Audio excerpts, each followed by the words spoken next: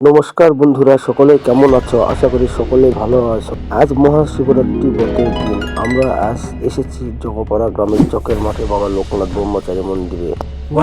লোকনাথ ব্রহ্মচারী মন্দিরের পাশে বিশাল একটা বট গাছ রয়েছে এবং এই বট গাছের নিচে রয়েছে দেবাদিদেব মহাদেবের একটা বিশাল শিব লিঙ্গ মূর্তি। আর এখানে ভক্তবৃন্দরা জড়ো হয়েছে মহাদেবকে প্রসন্ন করার উদ্দেশ্যে। যজ্ঞের মধ্যে অশ্বমেধ যজ্ঞ, তীর্থের মধ্যে গঙ্গা স্নান এবং ব্রতের মধ্যে মহাশিবরাত্রির ব্রতই সর্বশ্রেষ্ঠ বলে গণ্য করা হয়। মহাদেবের আরাধনার সর্বশ্রেষ্ঠ সময় হচ্ছে শিবরাত্রি তিথি বা শিব চতুর্দশী তিথি বা কৃষ্ণ মনে করা হয় শিব চতুর্দশী করলে জীবনে কাঙ্ক্ষিত মঙ্গল সাধন অর্জিত হয়। ফাল্গুন মাসের চতুর্দশ তিথিতে নারী পুরুষ উভয়ে মিলে এই ব্রত পালন করতে পারে। শিব চতুর্দশী তিথিতে শিবরাত্রি ব্রত পালন করার জন্য সকল কিছু জানতে হয় এবং একদিন কৈলাস পর্বতে বসে হর এবং পার্বতী বিশ্রাম করছিলেন।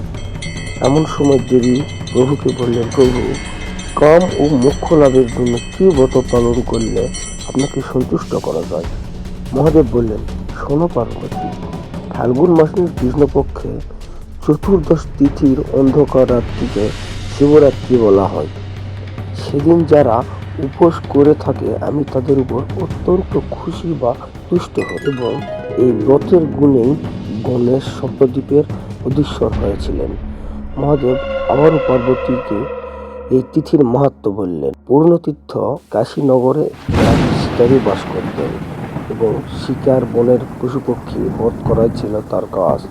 সে একদিন তার তীর ধনুক দিয়ে শিকার করতে বেরোলো। একটা বনে গিয়ে সে অনেক পশুপক্ষী শিকার করলো। সে যখন শিকারগুলোকে আনতে যাবে তখন দেখলো যে সেগুলো অনেক ভারী। সে সেগুলো নিয়ে কিছুতেই বাড়ি ফিরতে পারছিল না। এমন সময় সন্ধ্যা ঘনিয়ে আসছিল এবং সে শিকারীটি গাছের নিচে বসে একটু বিশ্রাম করছিল, কিন্তু সারাদিন কষ্ট করার জন্য গাছের নিচেই ঘুমিয়ে পড়ল। সে যখন ঘুম থেকে জাগ্রত হলো তখন দেখলো যে অনেক রাত হয়ে গেছে। এমন সময় তার কুঠিরে ফিরে যাওয়া প্রায় অসম্ভব এবং চারিদিকে ভয়াবহ অন্ধকার পড়ে গিয়েছে। পার্বতী বললেন, তারপর কি হলো প্রভু? শিকারীটি তখন তার শিকারগুলো নিয়ে একটা গাছের উপর উঠে পড়ল এবং সে গাছটা ছিল বেল গাছ এবং গাছের নিচেই ছিল একটা শিব লিঙ্গমূর্তি, কিন্তু শিকারীটি সে গাছের নিচে লিঙ্গমূর্তি দেখতে পেল না। রাত্রে শিশির পড়ার কারণে প্রচুর ঠান্ডা করতে লাগলো। শিকারী সারা রাতে ঘুম হলো না, তার শরীরে কাঁপুনি ধরে গেল। একটা সময় তার শরীর বেয়ে শিশির কোনা টপ টপ করে নিচে শিবলিঙ্গের উপরে গিয়ে পড়তে লাগলো।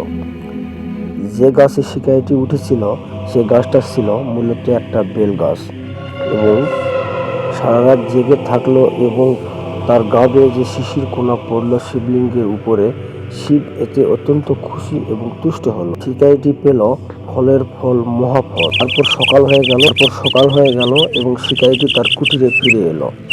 তার কিছুকাল পর শিকারীটি মারা যাওয়ার পরে যমদূতেরা এবং আমার দূতেরা শিকারীটিকে নিতে গেল, কিন্তু তারা তাদের মধ্যে ঝগড়া করতে লাগলো।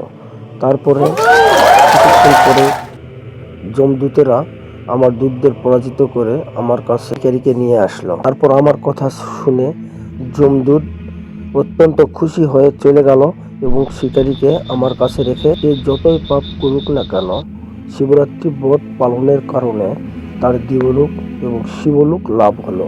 যম এগুলো সবকিছু শুনে সন্তুষ্ট হয়ে নিজের জায়গায় চলে গেল। শিব বলল, দেখলে পার্বতী, এই ব্রতের কত শক্তি। এই ব্রতের শক্তি বলেই আজকে সে গোলোক লাভ করেছে।